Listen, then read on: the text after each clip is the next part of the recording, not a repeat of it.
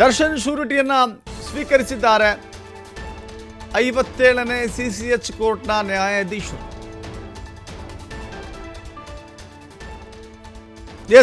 ಜಾಮೀನು ಪಡೆದುಕೊಂಡ ನಂತರದಲ್ಲಿ ಆಗ್ತಾ ಇರುವಂಥ ಪ್ರಕ್ರಿಯೆಗಳನ್ನು ನೋಡ್ತಾ ಇದ್ದೇವೆ. ಇದು ವಾದ ಅನ್ನೋದಕ್ಕಿಂತ ಒಂದು ಸಬ್ಮಿಷನ್ ಅಂತ ಹೇಳ್ತೀವಲ್ಲ,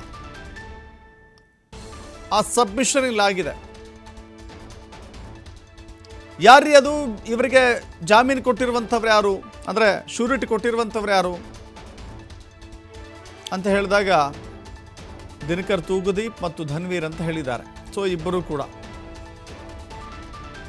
ಆರಂಭದ ದಿನಗಳಿಂದಲೂ ಕೂಡ ವಿಜಯಲಕ್ಷ್ಮಿ ಎಷ್ಟು ಹೋರಾಟ ಮಾಡಿದ್ದಾರೋ, ಎಷ್ಟು ದೇವರಿಗೆ ಕೈ ಮುಗಿದು ಕಂಡ ದೇಗುಲಗಳಲ್ಲಿ ಪೂಜೆ, ಹವನ, ಹೋಮ, ಒಂದು ಕಡೆ ದೈವಿ ಶಕ್ತಿಯ ಆರಾಧನೆಯಲ್ಲಿ ತೊಡಗಿಕೊಂಡು ಪತಿಗೆ ಬಂದಿರುವಂಥ ಸಂಕಷ್ಟಗಳನ್ನು ದೂರ ಮಾಡಬೇಕು ಅಂತ ಹೇಳಿ ಮನವಿ ಮಾಡ್ತಾ ಇದ್ರು.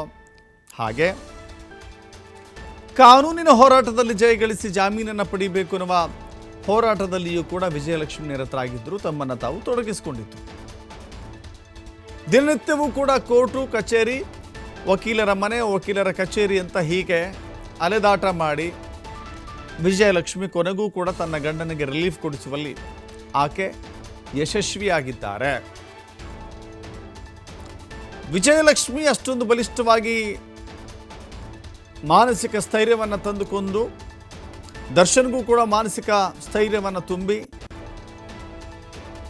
ಜಾಮೀನಿನ ವಿಚಾರದಲ್ಲಿ, ಕಾನೂನಿನ ಹೋರಾಟದಲ್ಲಿ ಹೇಗಿದ್ರು ಹಾಗೆ ಇವರಿಬ್ಬರು ಕೂಡ ಜೊತೆಗಿದ್ರು. ನೋಡಿ, ದರ್ಶನ್ ನಿಮ್ಗೆ ಏನಾಗಬೇಕು ಅಂತ ಪ್ರಶ್ನೆ ಮಾಡಿದ್ದಾರೆ ಶ್ಯೂರಿಟಿ ಕೊಟ್ಟಂತ ವ್ಯಕ್ತಿಗಳು, ಧನ್ವೀರ್ ಮತ್ತು ದಿನಕರ್ಗೆ.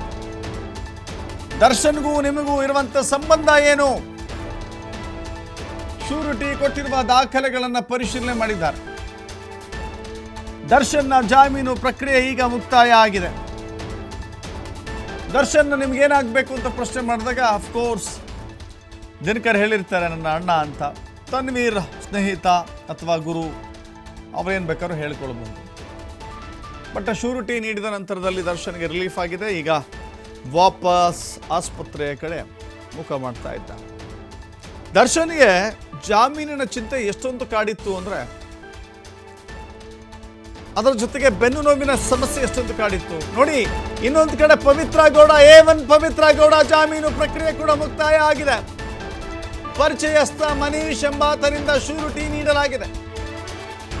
ಚಾಮರಾಜಪೇಟೆಯ ಆಸ್ತಿ ಪತ್ರದೊಂದಿಗೆ ಶ್ಯೂರಿಟಿ ಸಲ್ಲಿಕೆ. ಪವಿತ್ರ ಗೌಡ ಜಾಮೀನು ಪ್ರಕ್ರಿಯೆ ಮುಕ್ತಾಯ. ಒಂದು ಕಡೆ ದರ್ಶನ್ನ ಜಾಮೀನು ಪ್ರಕ್ರಿಯೆ ಮುಕ್ತಾಯವಾಗಿದ್ರೆ, ಇನ್ನೊಂದು ಕಡೆ A1 ಆರೋಪಿ, ಅಕ್ಯೂಸ್ ನಂಬರ್ 1 ಪವಿತ್ರ ಗೌಡ ಕೂಡ